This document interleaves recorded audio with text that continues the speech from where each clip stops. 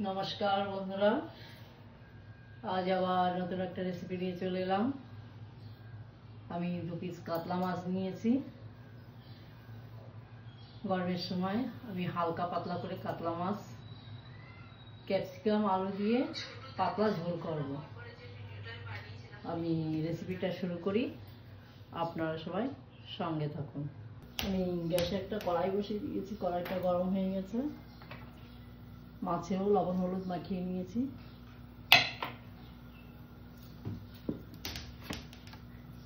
আর কড়াইটা গরম হয়ে গেছে, মাছ ভাজার জন্য সরষের তেল দিয়ে দিলাম।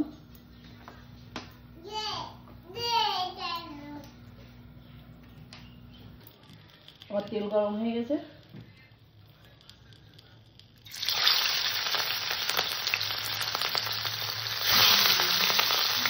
মাছটাকে আমি সুন্দর করে ভেজে নেব।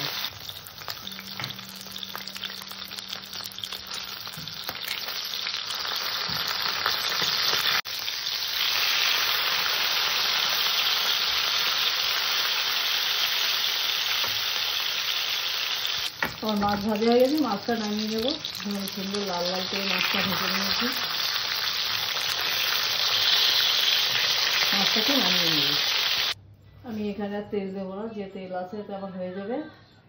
আমি ফোড়নে দিলাম কটা জিরে, সাদা জিরে। আলু কটাকে আমি একটু ভালো করে ভেজে নেব।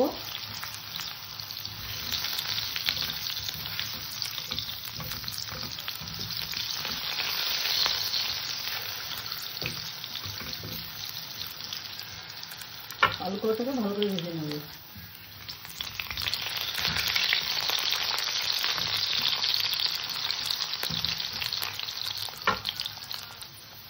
আমার আলুটা ভাজা হয়ে গেছে, আমি আলুটা সুন্দর করে ভেজে নিয়েছি। এবার এখানে দিয়ে দেবো ক্যাপসিকাম।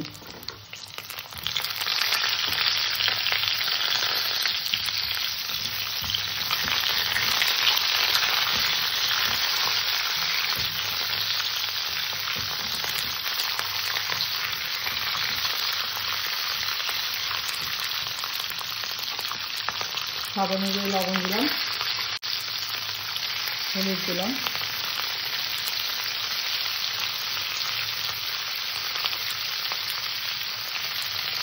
আদা জিরে বাটা,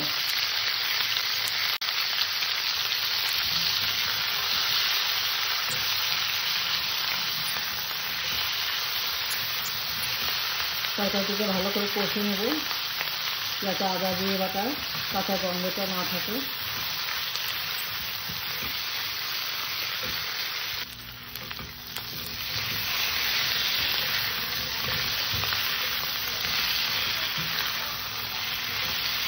তরকারিটা কষা হয়ে গেছে, ধরে আমরা জল দিয়ে দেবো।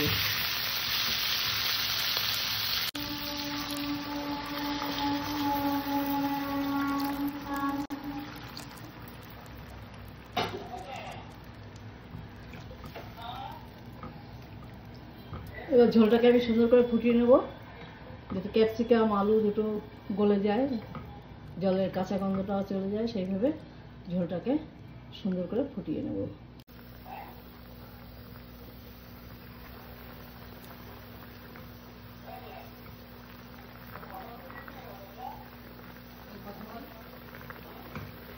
আমার আলু ক্যাপসিকাম খুব সুন্দর গলে গিয়েছে।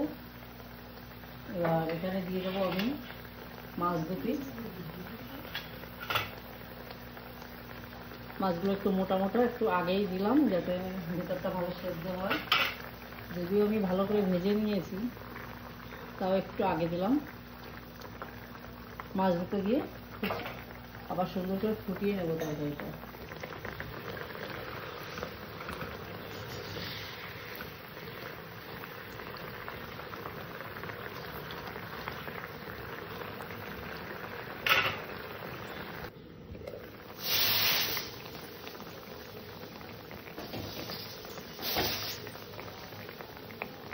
আমি একটু সময়ের জন্য একটু ঢেকে দিয়েছিলাম।